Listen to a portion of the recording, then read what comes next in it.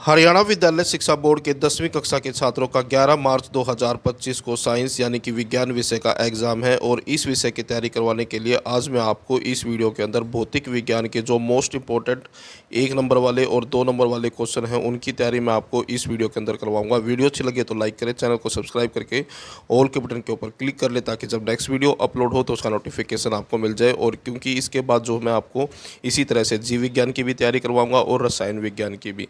अब क्वेश्चन देखते हैं, पहले एमसीक्यू वाले क्वेश्चन देखते हैं, 1-1 नंबर वाले। सभी इंपॉर्टेंट क्वेश्चन जो है मैंने यहाँ पर तैयार कर रखे हैं। पहला क्वेश्चन है विभवांतर का एसआई मात्रक क्या है, तो विभवांतर का एसआई मात्रक वोल्ट है। उसके बाद दूसरा क्वेश्चन है एक 100 ओम के प्रतिरोध के तार के सिरों के मध्य यदि 10 वोल्ट का विभवांतर हो तो प्रवाहित होने वाली विद्युत धारा होगी, तो इसका आंसर आएगा 10⁻⁻1 एम्पियर। उसके बाद एक सामान्य मानव नेत्र के लिए सुस्पष्ट यानी कि साफ साफ देखने की जो न्यूनतम दूरी है यानी कि कम से कम जो दूरी है वो 0.25 मीटर होती है, यानी कि इतनी दूरी तक मनुष्य की आंखें साफ साफ देख सकती हैं। एक एल लंबाई एवं ए मोटाई की तार का प्रतिरोध 4 ओम है। यदि उसकी लंबाई L/2 तथा मोटाई 2A हो तो प्रतिरोध कितना होगा, तो प्रतिरोध होगा 1 ओम। उसके बाद है मानव नेत्र जिस भाग पर किसी वस्तु का प्रतिबिंब बनाते हैं वह दृष्टिपटल कहलाता है। गंगा सफाई योजना कब आरंभ हुई थी, तो ये हुई थी 1985 के अंदर। और एक ग्रीन हाउस गैस का नाम बताएं, तो कार्बन डाइऑक्साइड जो है एक ग्रीन हाउस गैस है। उसके बाद विद्युत प्रतिरोध का एसआई मात्रक है, तो इसका है ओम। विद्युत आवेश का एसआई मात्रक है कूलाम, दोनों ही इम्पोर्टेंट है। किसी गोलीय दर्पण तथा किसी पतले गोलीय लेंस दोनों की फोकस दूरियां -15 सेंटीमीटर हैं। दर्पण तथा लेंस जो होंगे वो दोनों अवतल होंगे। उसके बाद है अभिनेत्र लेंस रेटिना पर कैसी प्रकृति का प्रतिबिंब बनाता है, तो ये वास्तविक और उल्टा बनाता है। चालक तार का प्रतिरोध किन कारकों पर निर्भर करता है, तो चालक तार का जो प्रतिरोध है चालक की लंबाई, अनुप्रस्थ, काट का क्षेत्रफल, प्रतिरोध के पदार्थ की प्रकृति यानी कि किस तरह का पदार्थ यूज हुआ है, तथा अर्धचालक में उपस्थित अशुद्धियों पर निर्भर करता है, यानी कि इन सभी चीज़ों के ऊपर। परितारिका का क्या कार्य है, आंसर देखें। परितारिका पुतली के आकार को नियंत्रित करके नेत्र में प्रवेश पाने वाले प्रकाश की मात्रा को यानी कि आँख में जाने वाले प्रकाश की जो मात्रा है उसको नियंत्रित यानी कि कंट्रोल करने का काम करता है। उसके बाद कौन सी गैस बायोगैस में सर्वाधिक मात्रा में पाई जाती है, यानी कि कौन सी गैस बायोगैस में सबसे ज़्यादा मिलती है, तो ये मिलती है मीथेन। उसके बाद अगला है विद्युत टोस्टरों तथा विद्युत स्त्रियों के तापन अवयव शुद्ध धातु के न बनकर किसी मिश्र धातु के क्यों बनाए जाते हैं, यानी कि शुद्ध धातु से न बनाकर मिश्र धातु के क्यों बनाए जाते हैं, जो स्त्रियां हैं या फिर जो टोस्टर हैं इनके जो अवयव होते हैं। तो आंसर है विद्युत टोस्टरों तथा विद्युत स्त्रियों के तापन अवयव शुद्ध धातु के न बनाकर किसी मिश्र धातु के बनाए जाते हैं, क्योंकि मिश्र धातु की जो प्रतिरोधकता है शुद्ध धातु से अधिक होती है।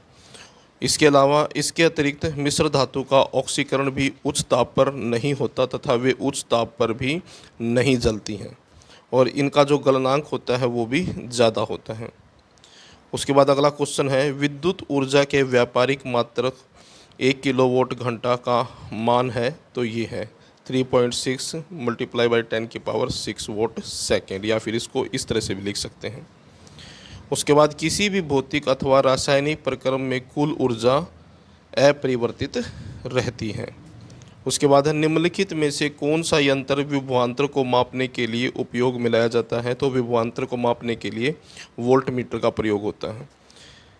वह पतली झिल्ली जिससे होकर प्रकाश नेत्र में प्रवेश करता है, तो इसको कहते हैं स्वच्छमंडल।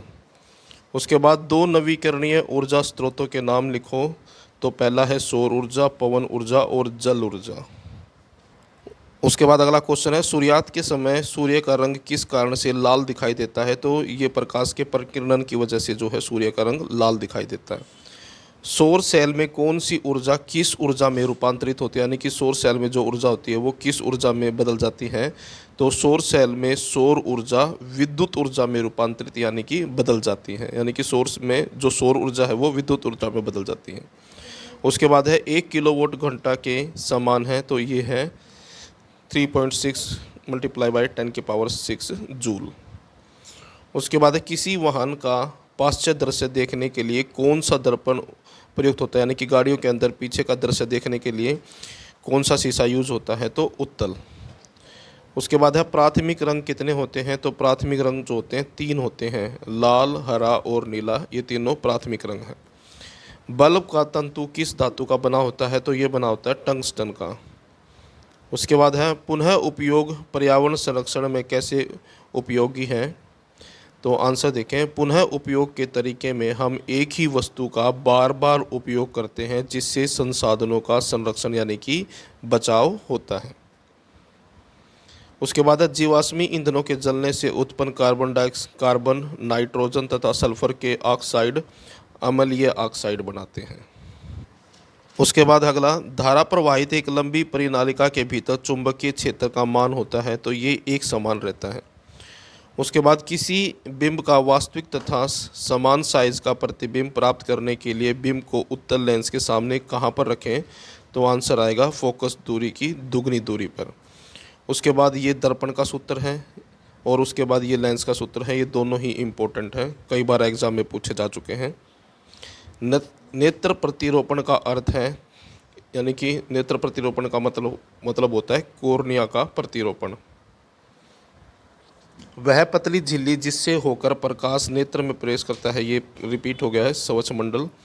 किसी अंतरिक्ष यात्री को अंतरिक्ष कैसा दिखाई देता है, तो काला दिखाई देता है, ये भी इम्पोर्टेंट क्वेश्चन है, कई बार एग्जाम में आ चुका है। अम्लीय वर्षा के लिए उत्तरदायी गैस है, यानी कि अम्लीय जो वर्षा होती है उसके लिए SO2 और NO2 उत्तरदायी हैं। उसके बाद LPG में प्रमुख रूप से होती है, यानी कि LPG के अंदर ब्यूटेन होती है। उसके बाद अगला है प्रतिरोध R के किसी तार के टुकड़े को 5 बराबर भागों में काटा जाता है, इन टुकड़ों को फिर पार्श्व क्रम में संयोजित कर देते हैं। यदि संयोजन का तुल्य प्रतिरोध R है तो R का अनुपात का मान क्या होगा, तो होगा ये 25। उसके बाद है शौचालय के एक बिंदु से दूसरे बिंदु तक आवेश को विस्थापित करने में किया गया कार्य कहलाता है विभवांतर। और उसके बाद विश्व पर्यावरण दिवस जो है 5 जून को मनाया जाता है। तो ये सारे 1-1 नंबर वाले थे। अब मैं आपको 2 नंबर वाले क्वेश्चन दिखाता हूँ। तो यहाँ पर 2 नंबर वाले क्वेश्चन है। 2 नंबर में पहला क्वेश्चन है, निम्न की परिभाषा दो, प्रकाश का विक्षेपण को बताना है और वर्णक्रम के बारे में बताना है। तो पहले है प्रकाश का विक्षेपण। प्रिज्म में से गुजरने पर श्वेत प्रकाश का 7 रंगों में विभाजित होना यानी कि बट जाना प्रकाश का विक्षेपण कहलाता है। उसके बाद वर्णक्रम, प्रिज्म में से गुजरने पर श्वेत प्रकाश यानी कि सफ़ेद प्रकाश के विक्षेपण द्वारा प्राप्त 7 रंगों की पट्टी जो है वर्णक्रम या फिर स्पेक्ट्रम कहलाती है। उसके बाद अगला क्वेश्चन है, बड़े बांधों के निर्माण से सामाजिक तथा पर्यावरणीय समस्याएं कैसे आती हैं। तो आंसर देखें, बांधों के निर्माण से मुख्य 3 समस्याएं उत्पन्न होती है। पहली है सामाजिक समस्याएं। बांधों के निर्माण से बड़ी संख्या में लोग विस्थापित होते हैं, यानी कि बांध की वजह से जो है बड़ी संख्या में लोगों को विस्थापित करना पड़ता है, यानी कि लोगों को एक जगह छोड़कर दूसरी जगह जाना पड़ता है, जिससे जो है अनेक लोग बेघर हो जाते हैं। उसके बाद पर्यावरणीय समस्याएं, बांधों के निर्माण से वनों तथा जैव विविधता नष्ट हो जाती है, क्योंकि बांध बनाने की वजह से जंगलों को काटा जाता है और वहाँ की जो जैव विविधता है यानी कि जो जीव जंतु हैं वो नष्ट हो जाते हैं, जैव विविधता नष्ट हो जाती है, जिससे पारिस्थितिक असंतुलन बढ़ता है। तो 2 नंबर का क्वेश्चन था, 2 पॉइंट पूछे थे तो 2 पॉइंट लिख दिए हैं। उसके बाद है तीसरा क्वेश्चन, सामान्य नेत्र 25 सेंटीमीटर से निकट रखी वस्तुओं को सुस्पष्ट क्यों नहीं देख पाते, यानी कि अगर हम अपनी आंखों से 25 सेंटीमीटर से कम दूरी पर रखी वस्तुओं को देखते हैं तो वो हमें साफ साफ क्यों नहीं दिखाई देती। आंसर देखें, सामान्य आँख के अभिनेत्र लेंस की फोकस दूरी को 25 सेंटीमीटर से कम नहीं किया जा सकता, यानी कि जो हमारी आंखें हैं उसकी जो फोकस करने की जो क्षमता है वो 25 सेंटीमीटर से उसको कम नहीं कर सकते। यदि अभिनेत्र लेंस की फोकस दूरी को 25 सेंटीमीटर से कम किया जाता है तो आंखों पर तनाव बढ़ेगा, यानी कि अगर कम करने की कोशिश करते हैं तो आंखों पर तनाव पड़ेगा तथा वस्तु धुंधली दिखाई देगी। इसलिए सामान्य नेत्र 25 सेंटीमीटर से निकट रखी वस्तुओं को सुस्पष्ट नहीं देख पाते, यानी कि साफ साफ नहीं देख पाते। उसके बाद नेक्स्ट क्वेश्चन है, पुनः उपयोग पर्यावरण संरक्षण में कैसे उपयोगी है, यानी कि रिसाइकलिंग जो है वो पर्यावरण की सुरक्षा के लिए कैसे ज़रूरी है। आंसर देखें, पुनः उपयोग का अभिप्राय है वस्तुओं का दोबारा उपयोग करना, यानी कि पुनः उपयोग का मतलब होता है कि वस्तुओं को बार बार यूज करना। उदाहरण, पॉलीथीन की थैलियों को दोबारा उपयोग किया जा सकता है, यानी कि जो पॉलीथीन की थैलियाँ हैं आप उसका बार बार यूज कर सकते हैं। उसके बाद विभिन्न प्रकार के खाद्य पदार्थों की पैकिंग के डिब्बे का उपयोग रसोई घर का सामान रखने के लिए किया जा सकता है, यानी कि जो सामान लेके आते हैं जो डिब्बे में आते हैं उन डिब्बों का हम रसोई घर में सामान रखने के लिए उपयोग कर सकते हैं। पुनः उपयोग में किसी प्रकार का प्रदूषण नहीं होता और न ही इसमें ऊर्जा खर्च होती है। उसके बाद अगला क्वेश्चन है, जल के भौमजल संरक्षण के क्या लाभ हैं, यानी कि जो भूमिगत जल है उसके बचाव के क्या लाभ हैं। संरक्षण का मतलब होता है बचाव करना। जल के भौमजल यानी कि जो भूमिगत जल है, जो जल पृथ्वी के नीचे है, यानी कि पृथ्वी के नीचे है, संरक्षण के लाभ है, उसके बचाने के फ़ायदे क्या हैं। यह वाष्पित नहीं होता क्योंकि भूमिगत जो जल है, यानी कि जो ज़मीन के नीचे जो पानी है वो वाष्प बनकर नहीं उड़ता। सूखे कुओं को रिचार्ज करता है, यानी कि जो भूमिगत जल है वो कुओं को रिचार्ज करने का काम करता है, यानी कि कुएं में पानी कम हो जाए तो भूमिगत जल जो है लेवल को बढ़ा देता है। और इस जल के अंदर, यानी कि जो जल भूमिगत है, इसमें मच्छर वगैरह जो है नहीं पनपते। भौमजल मनुष्य एवं अन्य जंतुओं के अपशिष्ट पदार्थों से सुरक्षित रहता है और न ही इस जल के अंदर कोई अपशिष्ट पदार्थ मिलते हैं। उसके बाद अगला क्वेश्चन है, जीवाश्मी ईंधनों की क्या हानियां हैं, संक्षेप में वर्णन कीजिए। आंसर देखें, जीवाश्मी ईंधन से होने वाली हानियां निम्नलिखित है। पहला है, जीवाश्म ईंधन के दहन से अत्यधिक मात्रा में हानिकारक गैसें, यानी कि जीवाश्मी ईंधन को जलाने से उसमें से बहुत ज़्यादा हानिकारक गैसें निकलती हैं, जैसे CO2 है, SO2 है, NO2 है, CO, SO2, NO2 आदि निकलती हैं, जो अनेक श्वसन संबंधी समस्याएं उत्पन्न करती हैं। उसके बाद है, जीवाश्म ईंधनों के अत्यधिक उपयोग से वायुमंडल में बहुत सारी CO2 यानी कि कार्बन डाइऑक्साइड गैस आ जाती है, जो बढ़ते हुए ग्रीन हाउस प्रभाव का मुख्य कारण है, यानी कि इसी की वजह से जो ग्रीन हाउस इफेक्ट है वो बढ़ रहा है, यानी कि गर्मी बढ़ रही है, तापमान में वृद्धि हो रही है।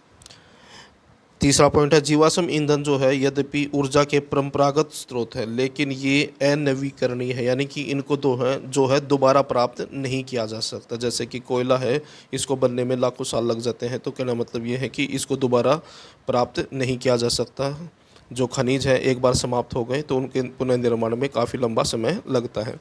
इनका पुनः पूर्ण नहीं हो सकता, वही पुनः पूर्ति नहीं हो सकती। जीवाश्म ईंधन सीमित मात्रा में उपस्थित है और जो जीवाश्म ईंधन है वो पृथ्वी पर सीमित मात्रा में है, यानी कि एक दिन ये समाप्त हो जाएंगे। उसके बाद है 7वां क्वेश्चन, ऊर्जा के आदर्श स्रोत के क्या गुण होते हैं। आंसर देखें, ऊर्जा के आदर्श स्रोत के गुण निम्नलिखित हैं। पहला है, यह वर्त मात्रा में उपलब्ध होना चाहिए, यानी कि काफ़ी बड़ी मात्रा में उपलब्ध होना चाहिए। उससे उपयुक्त मात्रा में ऊर्जा उत्सर्जित होनी चाहिए, यानी कि पर्याप्त मात्रा में इससे ऊर्जा प्राप्त होनी चाहिए। यह सरलता से उपलब्ध होना चाहिए, यानी कि आसानी से इसकी प्राप्ति होनी चाहिए। और इसका भंडारण व परिवहन आसान होना चाहिए, यानी कि इकट्ठा करके रखना और एक जगह से दूसरी जगह ले जाना आसान होना चाहिए। उसके बाद है अगला क्वेश्चन, 400 वोट का कोई विद्युत रेफ्रिजरेटर 10 घंटे प्रतिदिन चलाया जाता है तो उस 4 रुपये प्रति किलोवाट घंटे की दर से इसे 30 दिन चलाने में ऊर्जा की लागत को परिकलित कीजिए। तो इसका आंसर यहाँ पर है। उसके बाद क्वेश्चन नंबर 9 है ये, 2 ओम 3 ओम 6 ओम के 3 प्रतिरोधकों को किस प्रकार संयोजित करेंगे कि संयोजन का कुल प्रतिरोध 4 ओम हो। तो यहाँ पर सॉल्यूशन है इसका। उसके बाद बाकी का हिस्सा इसी तरह से ये एक और क्वेश्चन है, प्रकाश वायु के 1.50 अपवर्तनांक की कांच की प्लेट में प्रवेश करता है, कांच में प्रकाश की चाल कितनी है। निर्वात में प्रकाश की चाल ये है तो आंसर इसका ये बनेगा। उसी तरह से एक और क्वेश्चन है,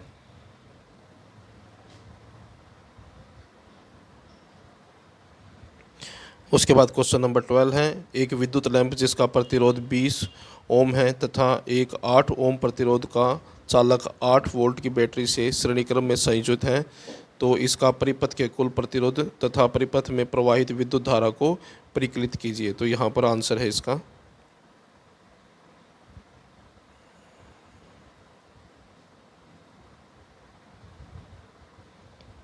उसके बाद अपने पर्यावरण को बचाने के लिए 3 प्रकार के आर के विषय में तो सुना होगा।